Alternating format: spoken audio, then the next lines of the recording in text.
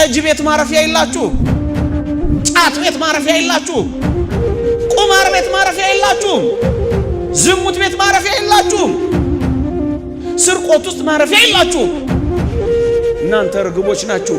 የክርስቶስ እጆች በቀር ምን ማረፊያ አላችሁ?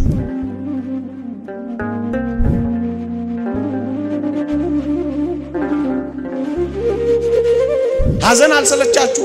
ስቃይ አልሰለቻችሁ? መፈናቀል አልሰለቻችሁ? ሞት አልሰለቻችሁ? ክፋት አልሰለቻችሁ? መገፋፋት አልሰለቻችሁ? ሐዘን ዘነበኮ፣ ደም ጎረፈኮ።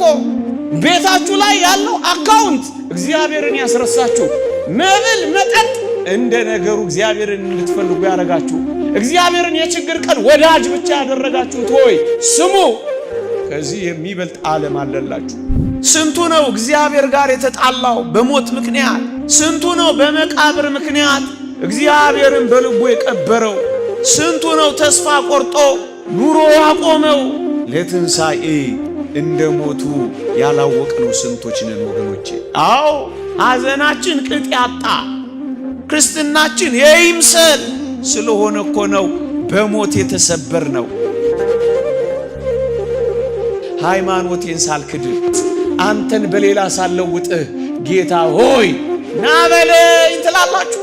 30 ዓመት ይኖራችሁ፣ 3 ቀን የተሰጣችሁ፣ 60 ዓመት ይኖራችሁ፣ 300 ቀን የተሰጣችሁ፣ 30 ደቂቃ አይደለም ይሄን ያህል ዘመን የተቸራችሁ የታነሳችሁ በዘላለም ሕይወት የኋለኛው ሞት እንዳያገኛችሁ ከፈለጋችሁ ይሄኛውን የኃጢአት ሞት ዛሬ ድል ንሱት። ካልሞት አንነሳ።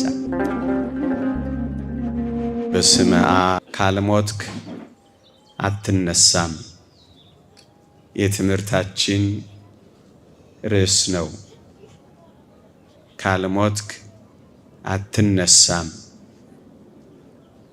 በመጽሐፍ ቅዱሳችን ላይ በአንደኛ ቆሮንቶስ መልእክት ምዕራፍ 15 ቁጥር 36 እንዲህ የሚል ቃል ተቀምጧል። ካልሞተ ሕያው አይሆንም የሚል ቃል ተቀምጧል። የምንሞተው ሸሸ፣ ተበላሸ፣ ፈረሰ፣ ሸተተ ለመባል አይደለም የምንሞተው ወገኖቼ። እና ለምንድን ነው የምንሞተው ካላችሁኝ፣ ለመነሳት ነው የምንሞተው።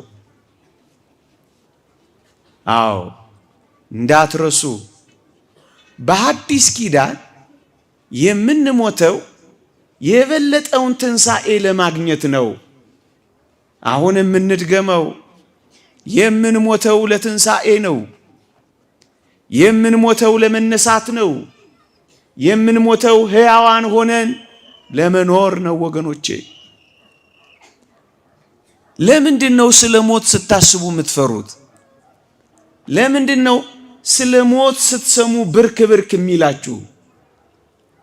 ለምንድን ነው እንደ ሌሎች ፀጉር እየነጫችሁ፣ ፊት እየቧጠጣችሁ፣ ደረት እየደቃችሁ፣ ባርጋጅ እያለቀሳችሁ፣ ሙሾ እያሟሻችሁ፣ ሐዘናችሁ እንደ ድንጋይ ሆዳችሁ ውስጥ ከታችሁ ስትቃጠሉ የምትኖሩት ለምንድን ነው? እናንተ ክርስቲያኖች፣ ሰው ክርስቲያን ሆኖ የሚሞተው ለመነሳት እንደሆነ አታውቁም እንዴ? ወገኖቼ የክርስትና ኃይል፣ የመንፈሳዊነት ጉልበት፣ የቤተ ክርስቲያን የማዕዘን ድንጋይ ትንሣኤ መሆኑን ረሳችሁት? የተሰበሰብነው እኮ ክርስቶስ ስለተነሳ ነው። የምናምነው እኮ ስለምንነሳ ነው። በተስፋ ደስ ይበላችሁ፣ በመከራ ታገሱ፣ በጸሎት ጽኑ። ተስፋ ስላላችሁ ትታገሳላችሁ። የትኛው ተስፋ? ከሞትን ነው የምንነሳው የሚለው ተስፋ። ወገኖቼ እውነት ይሄ አረዳድ ቢኖረን ኖሮ ዘምረን አንቀብርም ነበር? ከእግዚአብሔር ጋር እንጣላ ነበር? ያዙ ይልቀቁኝ እንል ነበር? አብረን ካልተቀበርን እንል ነበር? አሁን የምንሞተው ወገኖቼ ለመነሳት ነው። ካልሞትን ሕያው ስለማንሆን ነው እግዚአብሔር ሞትን የፈቀደው። እደግመዋለሁ።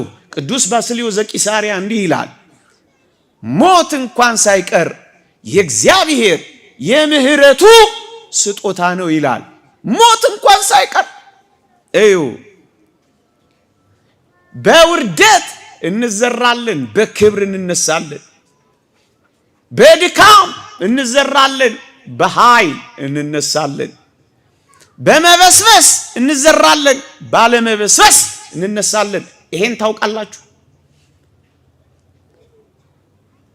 ለክብር ነው የምንነሳው ትላላችሁ። ለኃይል ነው የምንነሳው ትላላችሁ።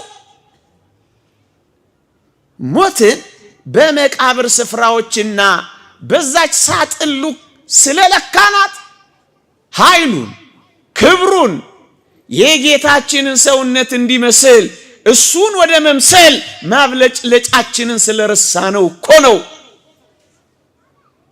አሁን በሞት ምክንያት ብርክ ብርክ የሚለን ፍርሃት የሚይዘን። ወገኖቼ እንዳትረሱ፣ አሁን በአዲስ ኪዳን ሞት እንዲሰለጥንብን አይደለም የምንሞተው። ሊቁ ቅዱስ ዮሐንስ አፈወርቅ ሞት እንደ ቀድሞ አይሰለጥንብንም ይላል። ምክንያት ክርስቶስ ተነስቷላ። እንዳልተነሳ ለምንድን ነው በሞት ፊት የምትፈሩት? ሞትን እንዳላሸነፈ፣ መቃብርን እንዳልረገጠ፣ መፍረስ መበስበስን ድል እንዳልነሳ ለምንድን ነው በመቃብር ፊት የምታፍሩት? እናንተ ክርስቲያኖች እንደ ቀድሞ አይሰለጥንብንም፣ እንደ ቀድሞ አይቆራኘንም፣ እንደ ቀድሞ አይዘንም። ለዚህ እኮ ነው እንደ ሌሎች አንቀላፍተው ስላሉት ታውቁ ዘንድ እንወዳለን። እንደ ሌሎች ግን እንዳታዝኑ፣ ከል ለብሳችሁ ጥቁር ታጥቃችሁ አመድ ነስንሳችሁ ወዮ እያላችሁ እንዳታዝኑ እንወዳለን። ስለ ትንሣኤ ገብቶና እንግዲያውስ አሁን የምንሞተው ለመነሳት ነው። እስኪ ልጠይቃችሁ፣ አንዲት ሸክላ ሰሪ ገሏ ቢሸረፍባት፣ አንዲት ሸክላ ሰሪ ገሏ ቢሰነጠቅባት ምን የምታደርገው ይመስላችኋል? ስትጠግነው አትኖርም፣ ስትለስነው አትኖርም። አፍርሳ አበስብሳ አዲስ የክብር ዕቃ አድርጋ ትሰራዋለች። አዲስ ገናና የሆነ የክብር ዕቃ አድርጋ ትፈጥረዋለች። አዎ በሞት ምክንያት እንድንፈርስ የፈቀደው የክብር ዕቃ ሆነን እንድንወጣ ነው፣ እንድናብለጨልጭ ነው። የምንፈርሰው ለመሰራት ነው። በቃ ይሄ ቢገባን ያዙ ይልቀቁኝ እኮ አንልም። ይሄ ቢገባን ጭርምት ኩርምት አንልም። ይሄ ቢገባን አብረን ወደ መቃብር ካልወረድን አንልም። ወገኖቼ የምንሞተው ሕያው ሆነን ለመሰራት ነው። የምንሞተው ለመኖር ነው። በቃ ሕያው ሆነን ለመኖር ነው የምንሞተው። ባንሞትስ አንድ ሊቅ ምን ይላል መሰላችሁ? ባንሞትማ ኖሮ እንደ ሳጥናኤል ሕያው ጉስቁል ሆነን እንቀር ነበር። ሕያው ነው ሳጥናኤል፣ እውነት አሰብ ግን ምንድነው? ጉስቁል ነው። አያችሁ፣ የምንሞተው ሕያዋን ብቻ እንድንሆን አይደለም። እጅግ አስደናቂ ነገር ልንገራችሁ። እንዲህ ይላል ቅዱስ ጳውሎስ፣ አንቀላፍተው ስላሉቱ ታውቁ ዘንድ እንወዳለን ካለ በኋላ ሁል ጊዜ ከጌታችን ጋር እንኖራለን ይላል። ከማጋር ከማጋር እንዴት ይደንቃል ወገኖቼ! እስኪ ቀስ ብላችሁ አስቡ። የምንሞተው ሕያዋን ለመሆን ብቻ አይደለም፣ ለመኖር ብቻ አይደለም። የምንኖረው ከጌታችን ጋር ነው። ከማጋር ከጌታችን ጋር ለመኖር ነው። አጠገቡ ለመኖር ነው። ተድላ ደስታ የሚሆነውን የተወደደ የፊቱን መልክ እያየን ለመኖር ነው። ምን የምናረገው ምን ሞተው ለመኖር ነው። ከማጋ ሁል ጊዜ ከጌታ ጋር ምን እንሆናለን? እርግጡን እንነጋገር። ቀደው ከሚያለብሱን አባቶቻችን ጋር ከመኖር በላይ ራሱን ከሰጠን አምላካችን ጋር መኖር ይበልጣል አይበልጥም? ይበልጣል። እንደው ይቅርታ አድርጉልኝ አባቶች፣ ቆርሰው ከሚያጎርሱን እናቶቻችን ጋር ከመኖር በላይ ራሱን ከሰጠን አምላካችን ጋር መኖር አይበልጥም? አዎ። ለመኖር ብቻ ብለን እንዴት እናልፈዋለን? የምንኖረው ደግሞ ከሞተልን አምላክ ጋር ነው። ለኛ ሕያውነት እሱ ከሞተልን አምላክ ጋር፣ ለኛ መነሳት እሱ ከተቀበረልን አምላክ ጋር፣ ለኛ መቆም እሱ ከወደቀልን አምላክ ጋር፣ ለኛ ወደ ላይ መውጣት ወደ ታች ከወረደልን አምላክ ጋር ለዘላለም መኖር ምን ቃላት ይገልጸዋል ወገኖቼ? ለዚህ ነው ጻድቁ ኢዮብ እንዲህ ያለው፣ ከዚህ ቁርበቴ ከተለየው በኋላ አለ፣ ከሞትኩ በኋላ ማለቱ ነው። ከዚህ ቁርበቴ ከተለየው በኋላ አለ እግዚአብሔርን ፊት ለፊት አየዋለሁ፣ አይኖቼም ይመለከቱታል፣ ልቤ በመናፈቅ ዝሏል ይልላችኋል። ያ ሁሉ መከራ የወረደበት ልቡ አንድ ነገር ይናፍቃል፣ አምላኩ ጋር መኖር ይናፍቃል። ምእመናን መኖሪያችሁ የዘላለም አምላካችሁ ነውን? አዎ። ከአምላኬ ጋር ነው የምኖረው ትላላችሁ ስትሞቱ። ሕያው ብቻ እኮ አይደለም የምትሆኑት፣ አምላካችሁ እቅፍ ገብታችሁ ባሕረ እሳትን በደረቱ ታቅፎ አሻግሯችሁ ለዘላለም ከሱ ጋር እንኖራለን። ይሄ ካልሆነ ታዲያ ክርስትና ምንድነው? ለትንሣኤ መዘመር ምንድነው? መቀደስስ ማስቀደስስ መሰበክስ መስበክስ ምንድነው? ለዘላለም ከሱ ጋር ነው የምንኖረው ማለት ብቻ ነው። ልቤ በመናፈቅ ዝሏል የሚለው እኮ ከሱ ጋር እኮ ለመኖር ነው። በሞቴ ንዑድ ክቡር የሚሆን ሐዋርያውን ጳውሎስን ስላስታውሳችሁ በምድር ላይ ብኖር ለእናንተ ጠቅም ነበር ካላቸው በኋላ ለኔ ግን ልሄድ ከክርስቶስ ጋር ልኖር ምን እላለሁ? እናፍቃለሁ። ከማ ጋር መኖር ትናፍቃላችሁ ምእመናን? እውነት ይናፍቃችኋል? ይሄ እንጃ ልኖር እናፍቃለሁ እኮ ነው የሚለው። ከሚያስጨንቁን ነገስታት ጋር ከመኖር በላይ ከሚራራልን ንጉሳችን ጋር መኖር አይበልጥም? ክፋት ከተሞላው ዓለም ጋር ከመኖር ደግነትና ርህራሄ ገንዘቡ ከሆነ አምላካችን ጋር መኖር አይበልጥም? የሴራ ትብታብ ካለበት ዓለም ይልቅ እውነትና ጽድቅ ካለበት አምላክ ጋር መኖር አይበልጥም? በምን ቋንቋ እንግለጸው ወገኖቼ? ልኖር እናፍቃለሁ። እንዴት ይደንቃል! ካልሞትን ከሱ ጋር አንኖርም ወገኖቼ። ለዚህ እኮ ነው ለኔ ሕይወት ክርስቶስ ሞትም ጥቅም ነው ያለው እኮ ቅዱስ ጳውሎስ። ከሱ ጋር ስለሚያኖረን እኮ ነው። እዚህ መኖር ትፈልጋላችሁ? እዚህ መረሳት ትፈልጋላችሁ?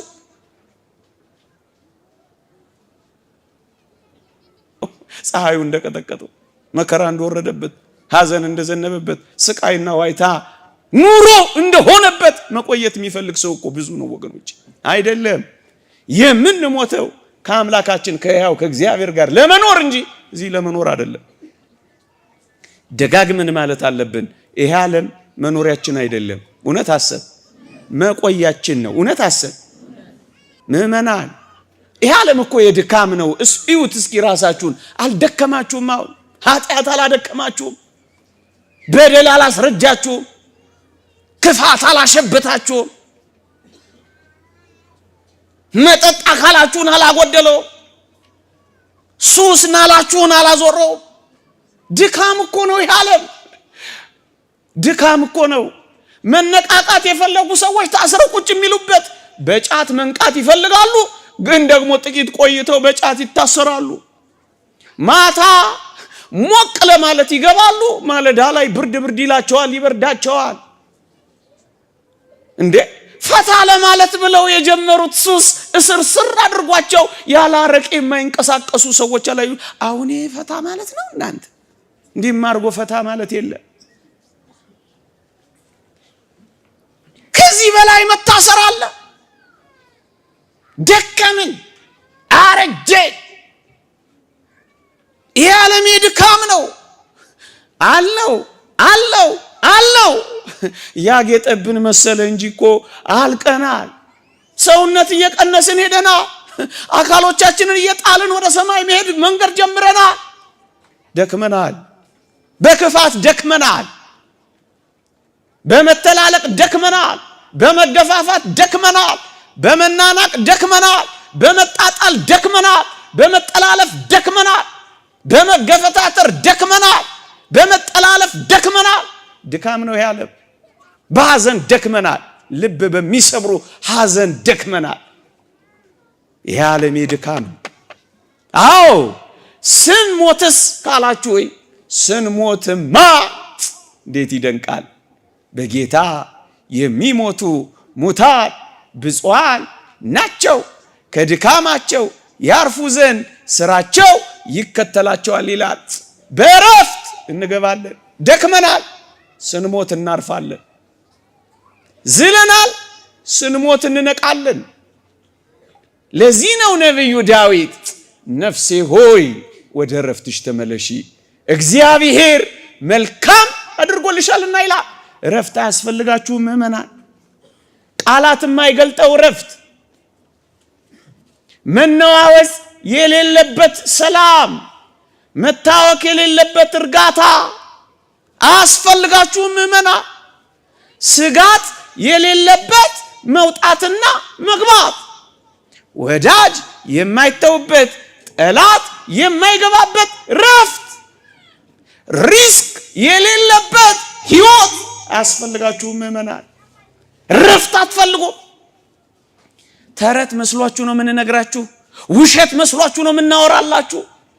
አዎ ወገኖቼ የማይናወጥ ወደብ አለን። ማይበል የማያስቸግረው የሰላም መልህቅ በሰማይ አለን። ማረፍ አትፈልጉም? ርፍ ማለት አትፈልጉም? ይሄ ረፍት ከሞት በኋላ የሚገኝ ረፍት ነው። ለዚህ ነው የምንሞተውማ ለዘላለም ለማረፍ ነው። ኦርቶዶክሳውያን ይሄ ሲገባችሁ በሞት ላይ ንቀት ያድርባችሁ፣ ትንቁታላችሁ። ከባድ ነገር እንደማወራ ይሰማኛል፣ ግን እውነቱ ይሄ ነው። እንቁዋን ባህር ውስጥ እንቁ ማዕበሉ ከመድፈቁ በላይ እሷን የሚያሳስባት እንቁዋን እንደያዘች ወደቧ ላይ ማረፍ ነው። ሃይማኖቴን ሳልክድህ አንተን በሌላ ሳልለውጥህ ጌታ ሆይ ና በለኝ ትላላችሁ።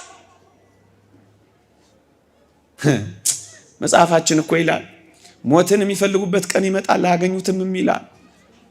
በጣም አስጨናቂ ዘመን ይመጣል። ሞት ተፈልጎ የማይገኝበት ዘመን ይመጣ ይሆን? ምንም ያረግ ምግባር የሚያስብ ሲሆን በውድ አስወድዶ አስለምዶ አስፈቅዶ፣ ካልሆነስ በግድ ማይተብ የሚያስበጥስ። ይህን ዘመን ከምታሳየኝ ውሰደኝ እንዳሉት አባቶቻችን 8ኛው ሺህ ሳይገባ ውሰደኝ ብለው ልክ 8ኛው ሺህ ሲገባ ያረፉትን አባት አታውቁ? አታሳየኝ ያሉ እኮ ሰዎች አሉ። ይህን ዘመን አታሳየኝ፣ ሰው ሲተላለቅ አታሳየኝ፣ ወንድማማቾች ሲተራረዱ አታሳየኝ፣ እግሮቻቸውን ጫማዎቻቸውን በልጆቻቸው በአባቶቻቸው በወንድሞቻቸው አስከሬን ላይ የሚያደርጉ ሰዎች አታሳየኝ፣ ክፉ አታሳየኝ። እንዲህ ይላሉ እኮ ደጋጎች፣ ውሰደኝ አታሳየኝ። ና የሚሉ ሰዎች እኮ አሉ። ና ሃይማኖቴን ሳልክድ ና፣ ምግባሬን ሳልስት ና፣ ቅድስናዬን ሳላጣ ና፣ አንተን ከማጣ ይሄን ዓለም ልጣ ና የሚሉ ሰዎች አሉ። ና እንቁዬን እንዳያስኩ አንተ ጋር ልድረስ ና የሚሉ ሰዎች አሉ። ዓለም ሳይደፍቀኝ ቀዝፌ አንተ ጋር ልድረስ አንተ ጋር ልረፍ የሚሉ ሰዎች እኮ አሉ። አውግስጢኖስ ሊቁ እንዳለው ነፍሳችን ባንተ በቀር በማንም አታርፍም እንዳለው ማን ሊያሳርፈን እንፈልጋለን? ክርስቲያኖች። በዚህ ዓለም ላይ ለክርስቲያኖች ማረፊያ አለ? የለም። ከጌታችን እጆች በቀር ማረፊያ እኮ የለንም። ከአምላካችን በቀር እረፍት የለንም። እናንተ ደካሞች ሸክማችሁ ሁሉ የከበዳችሁ ኑና እረፉ።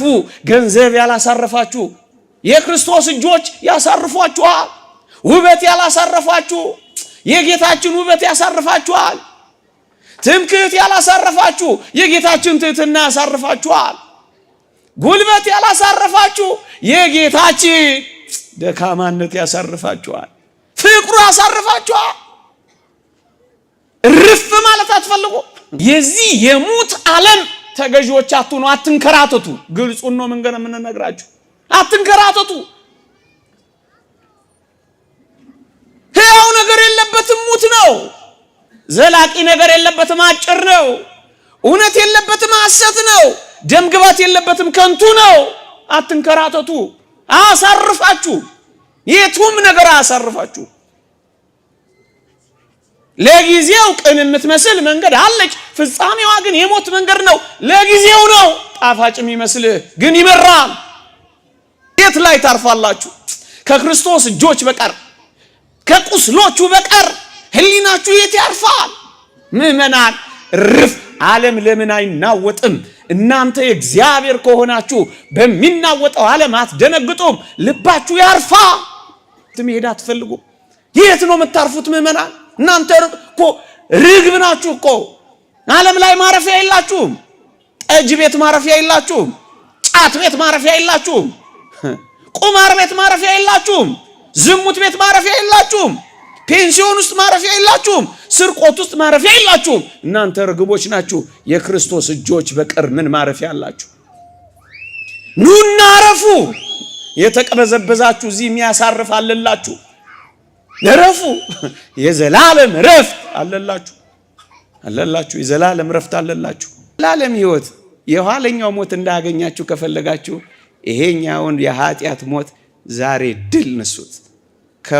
ካልሞት አንነሳ። ይቆየን።